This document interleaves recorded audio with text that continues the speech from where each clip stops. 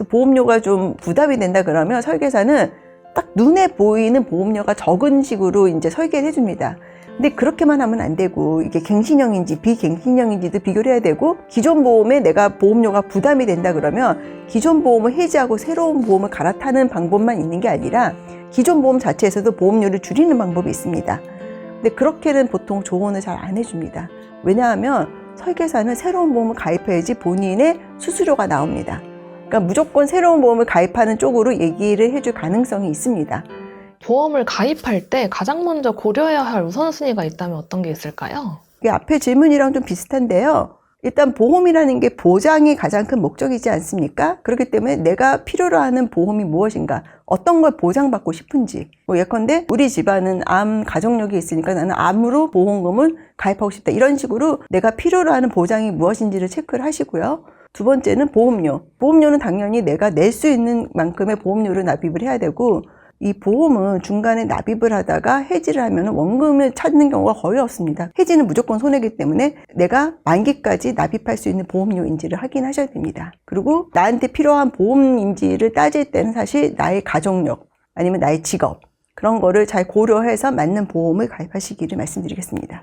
보험료를 줄이면서도 꼭 유지해야 되는 핵심 보장이 있다면 어떤 게 있을까요? 누구나한테 해당되는 부분은, 저는 이제 실손보험은 거의 이제 제2의 국민보험이라 하듯이 누구나 뭐 병원을 안 가는 사람은 없으니까 실손보험을 가입하는 게 좋고요. 그 다음에 이제 진단비, 우리나라의 3대 이제 사망 원인인 암, 심장, 뇌, 요 세 가지 질환 관련 진단비 정도는 가입을 하는 게 좋다고 생각합니다. 그렇다면 보험료를 줄이려다가 오히려 손해보는 경우가 또 있을 것 같은데, 이런 경우는 또 어떤 케이스일까요? 가끔 이제 실손보험 자체를 해지하는 경우가 있는데, 이제 실손은 해지하는 거는 잘 생각을 해야 되고요. 물론 아까 말씀드렸지만 갈아타기가 오히려 유리한 경우도 실손도 있습니다.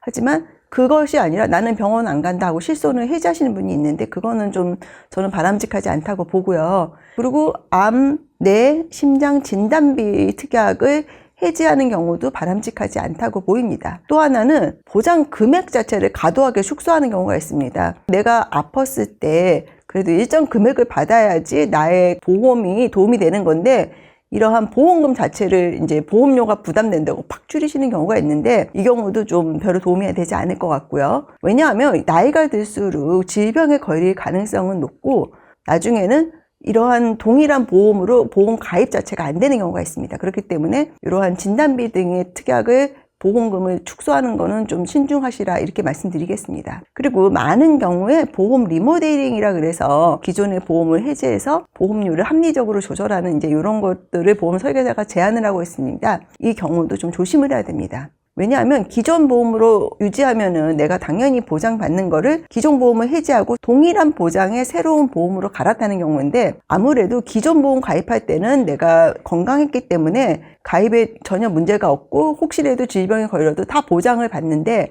이 갈아타는 과정에서 내가 잘 챙기진 못했지만 고지 의무를 소홀히 하는 경우가 있습니다. 갈아타였는데 우리가 이제 질문표를 통해서 뭐 병원을 뭐 몇 번 갔냐, 투약을 얼마 했냐, 입원을 했냐, 수술을 했냐, 이런 질문들을 답을 해야 되는데 일부러 안 하는 게 아니라 내가 잘 기억을 못 해가지고 잘못 답을 하는 경우가 있습니다. 그리고 또 답을 제대로 해도 나의 병력 때문에 가입이 제한되거나 담보가 축소되는 경우가 있습니다. 그래서 내가 갈아타지 않았으면 당연히 보장받았을 사항도 갈아탐으로 인해서 보장받지 못하는 그런 일은 아주 많습니다. 길거리에 다니다 보면 이제 가게 사이에 보험 가게가 있잖아요. 그런 가게에서 상담받는 것도 솔직히 좀 도움이 될까요? 상담받는 거는 도움이 됩니다. 다만 판단은 본인이 잘 하셔야 됩니다. 왜냐하면 상담받는 거에는 분명히 내가 필요한 보험을 말씀해 주기 때문에 그 부분은 되게 도움이 됩니다. 반면 이분들이 보통 우리가 새로운 보험을 가입을 하고 싶어도 경제적으로 보험료 납입이 어렵다는 얘기를 많이 하지 않습니까? 그러면 이제 이분들이 그럼 기존에 가입하신 보험을 제가 봐드리겠습니다 하면서 이러이러한 보험을 가입했는데 이거는 뭐 별로 좋지가 않고 보험료만 비싸고 보장에 별 도움이 안 된다, 이런 식으로 기존 보험 해지하라, 이런 권유를 많이 합니다. 그러면서 그 보험료 내 돈으로 제가 권유하는 새로운 보험으로 가입을 갈아타십시오, 이렇게 얘기를 하는 거거든요. 그런데 막상 기존 보험이 훨씬 좋은 경우가 많기 때문에, 그리고 갈아타는 경우에서 내가 고지의무 위반 등으로 제대로 보험금을 못 받는 경우가 많습니다. 그렇기 때문에 상담은 받되 갈아타는 거는 신중히 하고, 그 다음에 너무 기본적으로 보장도 안 돼 있는 분이 계십니다. 그런 분들은 상담하고 가입하는 거는 괜찮을 것 같습니다. 그러면 거기서 상담을 받아도 판단은 나의 몫이라는 건데 그럼 기존의 보험을 유지해야 될지 해지해야 할지 판단하는 기준이 있다면 어떤 게 있을까요? 그 기준은 예전 조건이 더 좋은 경우입니다. 다만 예전 조건이 더 좋은 게 뭐냐, 이거 사실 되게 어려운 문제거든요. 보험료 대비 이제 보장이 좋은 경우인데 사실 그것도 이제 케이스 바이 케이스이긴 하지만 대표적으로 저축보험 같은 경우는 기존 보험이 훨씬 좋습니다. 왜냐면은 금리가 기존에는 고액의 이율을 보장하는 상품들이 있습니다.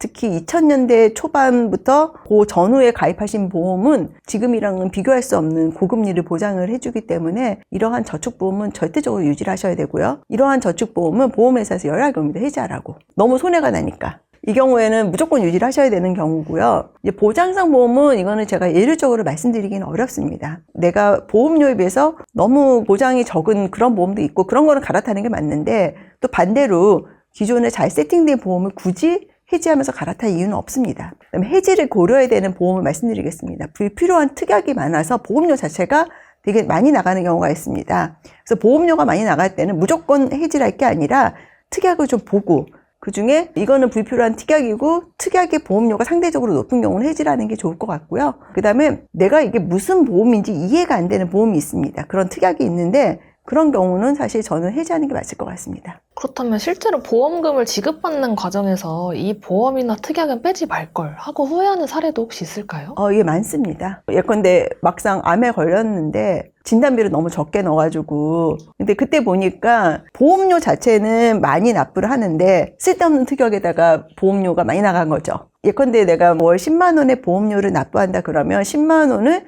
주계약과 특약에 골고루 안분을 해야 되는데 아까 말씀드렸지만 주로 이제 우리나라 국민들이 취약한 암 같은 경우에 좀 보험료를 많이 내서 보장을 많이 받게 세팅을 해놨어야 되는데 막상 그렇게 안 해놓고 쓸데없는 특약을 여러 가지를 가입을 해놓고 그 쓸데없는 특약에 보험료가 많이 나가다 보니까 가장 중요한 암 진단금은 적은 경우가 있습니다. 그래서 그런 경우도 제가 봤고 그 다음에 이제 실손을 해지를 했는데 이제 그때는 내가 건강을 자신해서 실손을 해지했는데 나중에 좀 예기치 않게 큰 병이 걸렸는데 이미 고지 의무상 내가 이제 병원에 다닌 경력이 좀 있으니까 보험사에서 인수를 안 하려는 경우도 있습니다.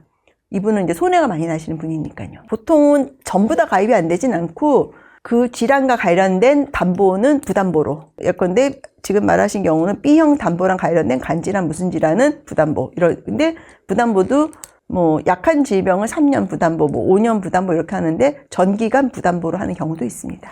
그래서 보통 질병이나 건강과 관련된 경우에는 해지하는 게 조금 더 안 좋은 경우가 더 많습니다. 유지하거나 보험료가 너무 과하면 좀 줄이는 방법으로 생각하는 게 좋을 것 같습니다. 해지는 좀 신중하셔야 되고 근데 가끔씩은 또 해지가 나는 보험도 있기 때문에 무조건 된다 안 된다 말하기는 좀 어렵습니다. 그렇다면 월 보험료는 소득 대비 어느 정도 수준이 적절하다고 보세요? 저 개인적인 견해는 소득 대비 10%에서 20% 정도가 괜찮은데 뭐 그보다 적어도 저는 상관없다고 보고요. 개인에 따라서는 소득 대비 30-40% 하시는 분도 계세요. 근데 그게 또 오히려 도움이 되시는 분도 계시고 근데 보통의 경우는 소득 대비 20%가 넘으면 좀 부담되지 않을까 싶습니다. 그러면 어느 정도 이상이 돼야 조금 오버한다 싶을까요? 한 50%는 돼야 좀 오버한다 싶을까요? 일반적으로 30%가 넘으면 오버한다는 느낌이 있고요. 혹시 문제가 돼도 소득 대비 30%가 넘으면 보험회사가 공격하는 경우가 있습니다. 이거는 보험 가입할 때부터 특정한 목적으로 가입을 한 거다. 보험금을 탈 목적으로. 그러니까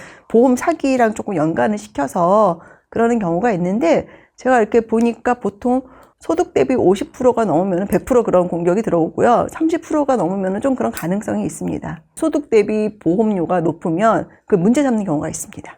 물론 모든 경우는 아니고 분쟁이 됐을 때만 그렇습니다. 그렇다면 보험 설계사가 절대 먼저 말해주지 않는 보험료 줄이는 방법이 있다면 말씀해 주시면 좋을 것 같습니다. 사실 설계사한테 이 계약자가 되실 분들은 보험료 부담이 가장 큰 문제입니다.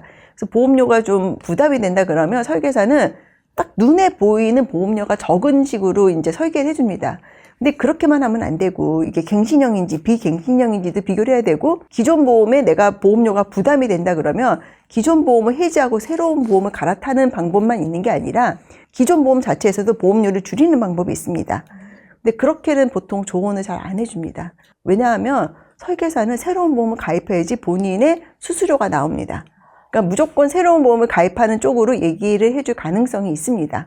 기존 보험을 줄이는 거는 본인한테 아무런 도움이 안 되기 때문에 그렇게는 얘기를 잘 안 해주죠.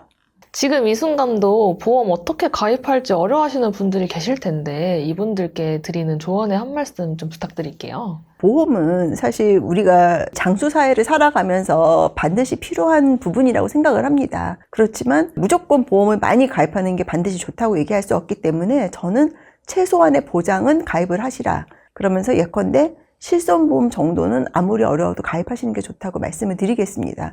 그리고 또 암, 뇌, 심혈관 관련 보험은 우리나라의 60% 이상 질환으로 문제가 되기 때문에 어느 정도 형편이 된다면 가입을 하시는 게 좋습니다. 그 외의 보험은 본인의 경제적 상황과 가치관에 따라 가입 여부를 결정하시면 됩니다. 다만 본인이 이게 무슨 상품인지 이해를 못하고도 가입을 하시는 경우가 있는데 그러한 가입은 조심하셔야 됩니다. 그래서 저는 그런 가입은 하지 말라고 말씀드리고요. 또 가입 시 가장 중요한 거는 내가 가입을 하면은 사고가 발생하면 무조건 보험을 받는다 이런 생각하시는데 그렇지 않습니다.